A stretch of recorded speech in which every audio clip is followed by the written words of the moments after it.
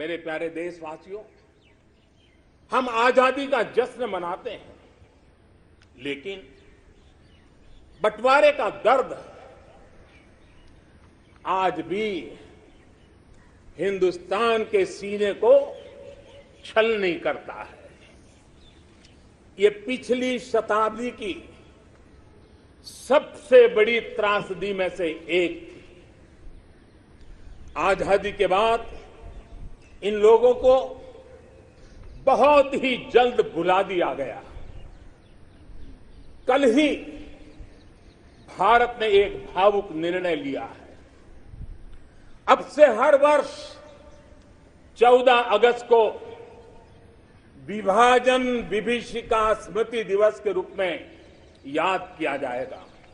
जो लोग विभाजन के समय अमानवीय हालात से गुजरे, जिन्होंने अत्याचार सहे, जिन्हें सम्मान के साथ अंतिम संस्कार तक नसीब नहीं हुआ, उन लोगों का हमारी स्मृतियों में जीवित रहना भी उतना ही जरूरी है।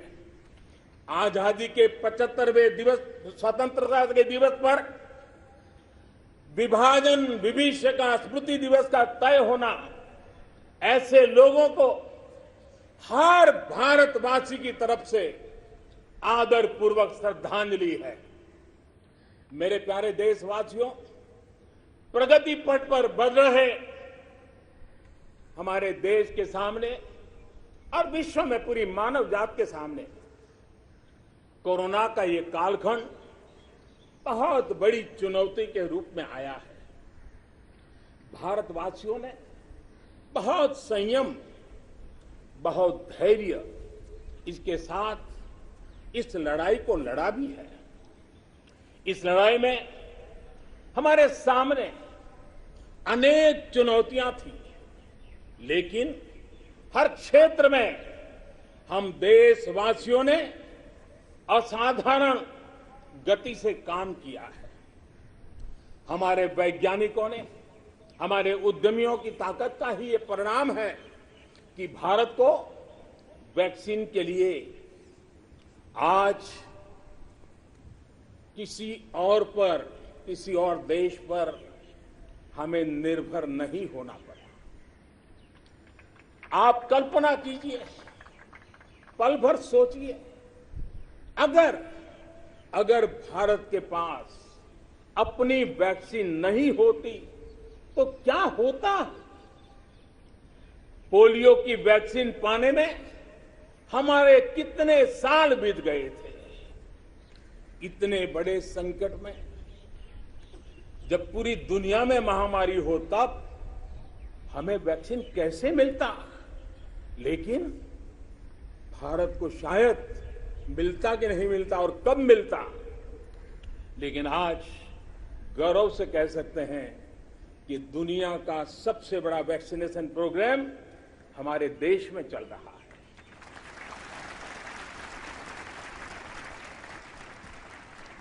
54 करोड़ से लोग, 54 करोड़ से ज्यादा लोग वैक्सीन डोज लगा चुके हैं।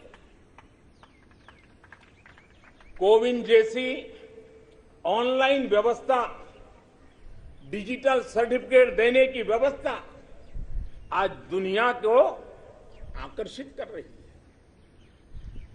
महामारी के समय भारत जिस तरह से 80 करोड़ देशवासियों को महीनों तक लगातार मुफ्त अनाज देकर के उनके गरीब के घर के चूल्हे को जलते रखा है, यह भी दुनिया के लिए एक अचरज भी है और चर्चा का विषय भी है। ये बात सही है कि अन्य देशों की तुलना में भारत में कम लोग संक्रमित हुए।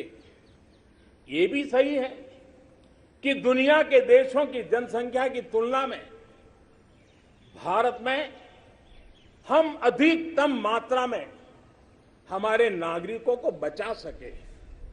लेकिन ये हमारे लिए पीठ थपथपाने का विषय नहीं है, संतोष पाकर के सो जाने का विषय नहीं है।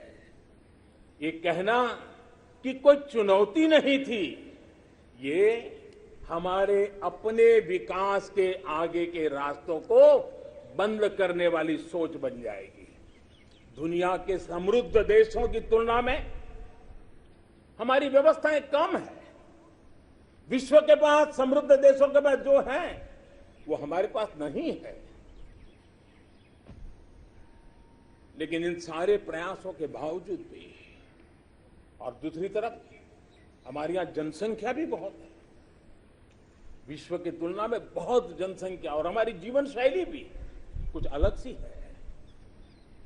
सारे प्रयासों के बाद भी कितने ही लोगों को हम बचा नहीं पाए, कितने ही बच्चों के सिर पर कोई हाथ फेरने वाला चला गया, उसे दुलारने, उसकी जिद पूरी करने वाला चला गया।